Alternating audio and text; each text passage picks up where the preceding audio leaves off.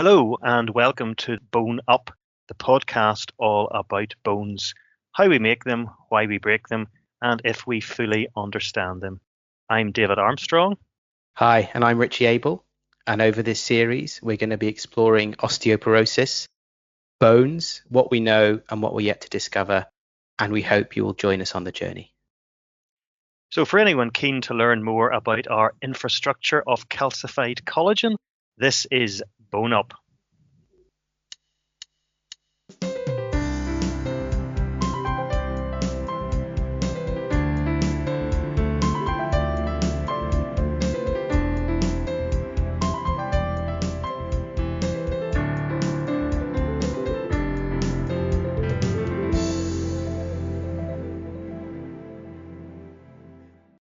Hello and welcome to a special mini episode of Bone Up.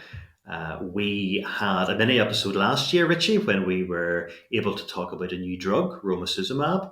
And like London buses, you don't get a new drug for 10 years and then two come along at once, because we're here today to talk about Abaloparatide, which has been approved for use in the UK just within the last week. So exciting times in the world of osteoporosis treatments. The whole bone research field just seems to go from strength to strength, and it's resulting in a lot of new treatments for patients.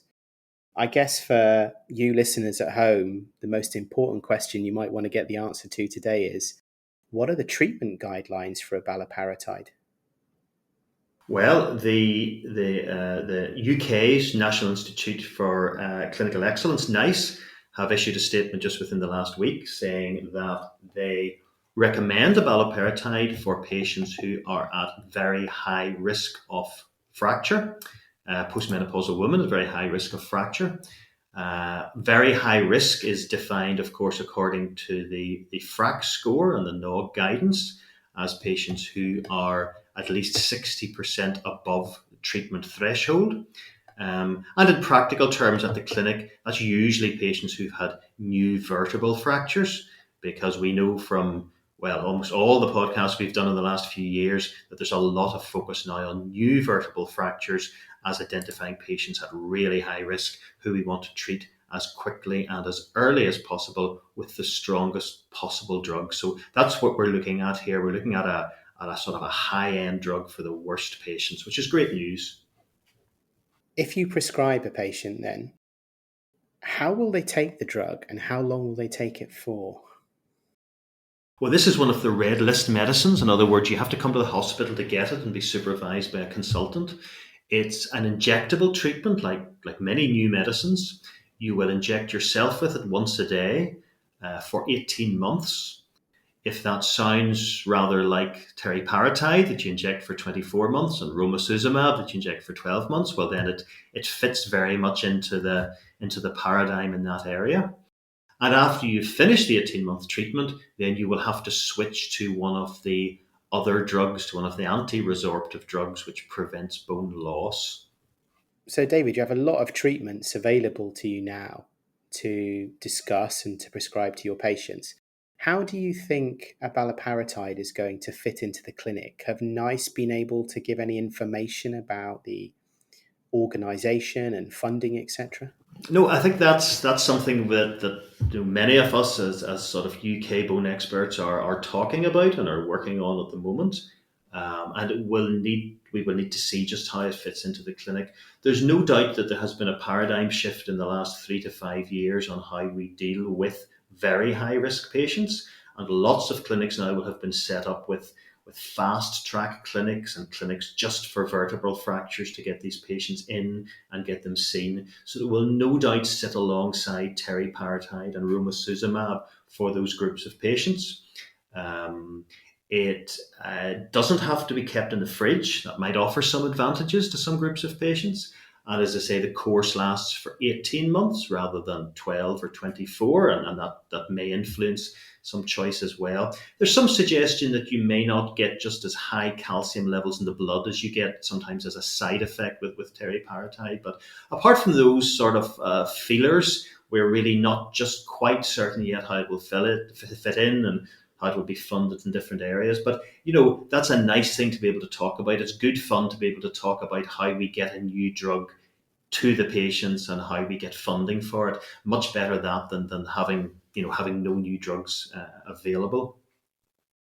I sort of mentioned there briefly in passing about drugs that sort of build bone, drugs that remove bone. Just remind us where this sort of drug fits then in that category. Richie, is this a drug that builds bone or a drug that removes bone?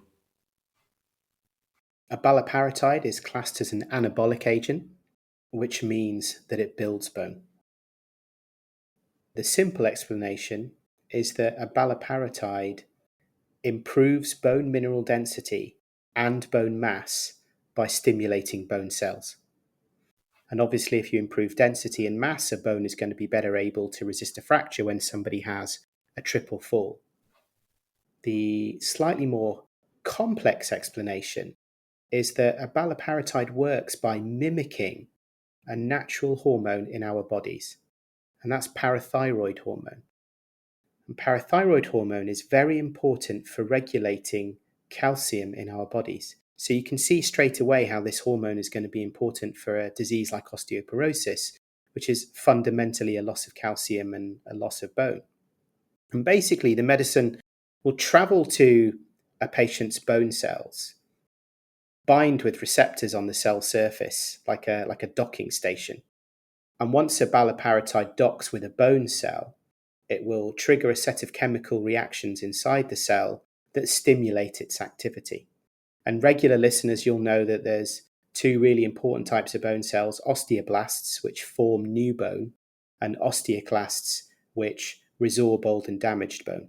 And normally in a healthy adult, the osteoclasts take away the damaged bone, the old bone and the osteoblasts replace it. And that in somebody with osteoporosis, there's an imbalance. The osteoclasts take away too much bone and the osteoblasts don't put back enough. Well, abaloparatide resets that imbalance by stimulating the osteoblast cells a lot more than the osteoclast cells. And in their clinical trials, when they tested the drug, they measured biomarkers in the blood to see how big that effect was. What they reported is that abaloparatide increases osteoblastic bone formation markers by about 80%, and the bone resorption markers are only increased by about 20%. By improving the formation over the resorption, you get a net gain in bone mineral density and bone mass, which is essentially what's going to prevent the fractures. That's exciting, and I find patients love to hear how drugs actually work, because as much as anything, it's an incentive to to persevere with the drug if you sort of understand how it's working. That, of course, is okay in the laboratory or at the science level. We have evidence that it actually works, of course, in humans, and that it does increase bone mineral density, and that it does reduce fracture. Isn't that right? If you follow these things, there was a study published. It must be maybe 7, 8 years ago now, called the ACTIVE study, which specifically compared abaloparatide to patients who weren't getting any drug, and also looked at some patients getting teriparatide. Do you want to let us know just the headline findings from that in terms, Richie? Did it work in terms of reducing fractures? So the headline then is that the treatment greatly reduced the chance of a postmenopausal woman with osteoporosis sustaining a fracture.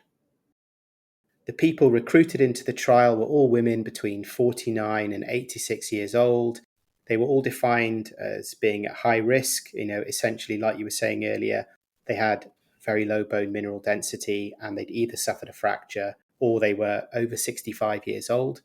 And as you say, the drug was compared to a placebo. The study showed that in the abaloparatide patients, they increased their bone mineral density by about 12% in the lumbar vertebrae and about 4% at the hip, in comparison to the patients who didn't take any treatment. And this was associated with a really big reduction in the risk of fracture.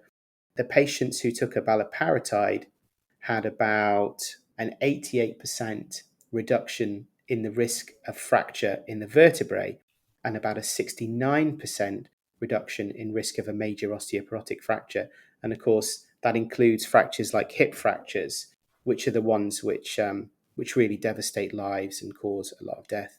Great results from the trial. No, I mean, you need to get back to us then in 6 months or 12 months to see where this will actually fit into our clinics. Some of the great things that have happened in the last few years in terms of osteoporosis treatment have allowed us to develop these fast track clinics where we get patients with vertebral fractures in as quickly as possible to get them new drugs. So it's great that we have those sort of clinics and those sort of channels already set up where people are getting teriparatide or romosozumab or sometimes denosumab. So those are already set up. I'm quite certain abaloparatide will fit into that clinic. Exactly where it fits in yet, I don't think we're absolutely certain. How it will compare with teriparatide or romosozumab, I don't think we're absolutely certain. But we're certainly excited about this, and we're excited to see the benefits that it will offer patients. Brilliant. We better leave it there. Thank you for joining, listeners. Bye-bye. See you in the next episode. Bye now.